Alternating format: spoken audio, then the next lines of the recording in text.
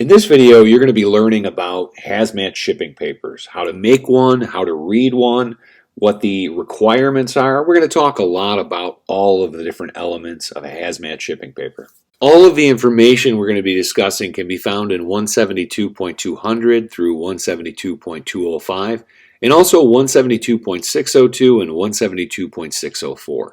So let's start simple. Your hazmat shipping paper should always include an origin and a destination. After that, there are three ways to enter the hazmat and descriptions on a shipping paper. It can, number one, be entered first, or entered in a color that contrasts with the non-hazmat portions of the shipping paper. This would be like highlighting the line. Number three, must be identified by the entry of an X before the basic description. This is the type I see most often, where you'll see a hazmat column with an X underneath. Instead of an X, you can also use RQ, provided it's also a reportable quantity, hazardous substance.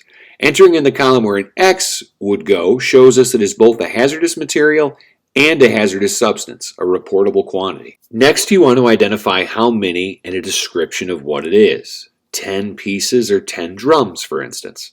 The idea here is an emergency responder can't have an idea what they're looking for without climbing inside.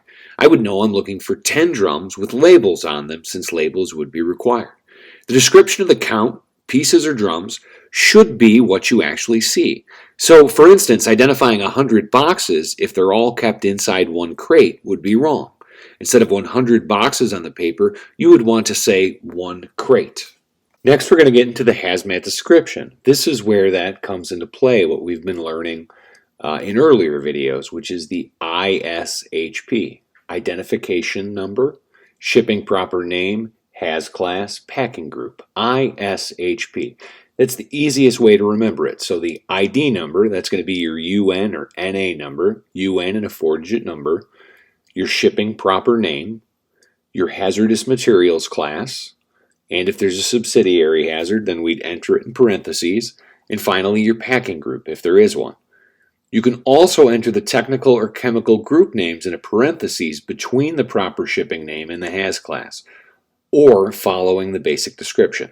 For example, UN 1993 Flammable Liquids NOS contains xylene and benzene, Haz class 3, packing group 2, and you're always putting a comma in between each little part. If you're running under a limited quantity exception, right after the basic shipping description is where you're going to put the words limited quantity, or you can put the letters LTD space QTY following the basic description. This will sound like common sense, but you also have to include the weight of the hazmat, and it can be in pounds or it can be in the metric system.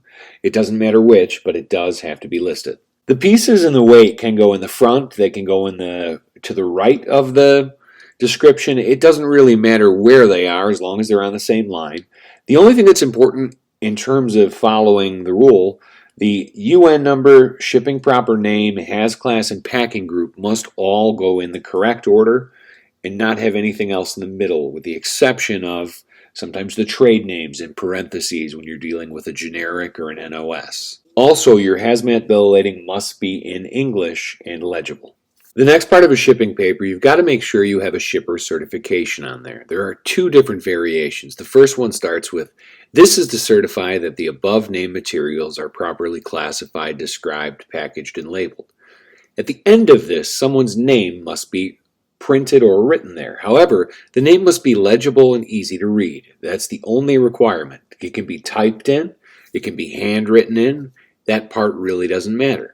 The other version of the shipper certification is, I hereby declare that the contents of this consignment are fully and accurately described, etc., etc. And again, someone's name must go there. It should be someone from shipping who is saying, these contents are properly described as per the regulations, and I'm taking responsibility. Next, you want to be able to find your emergency response telephone number, which should be on every bill of lading.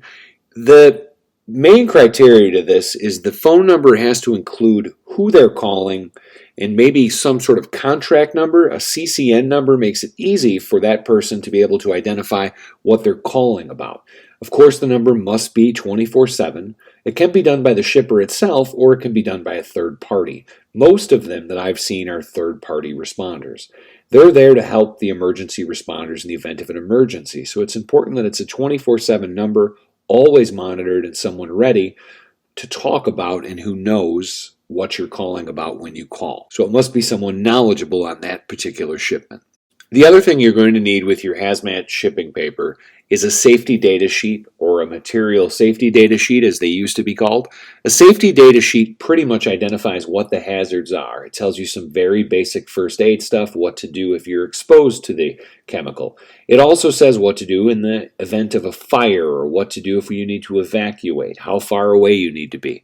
Another easy way to meet this requirement is the ERG guidebook. The ERG guidebook already has all of the hazardous materials sectioned out so that you can find it very easily. In another video, we'll go deeper into the emergency response guidebook, but you could simply print out the pages and use those as your SDS sheet to go along with the shipping paper for the driver. Or the driver, if he's a hazmat driver, probably will have a copy of the ERG guidebook with him. I know my drivers would.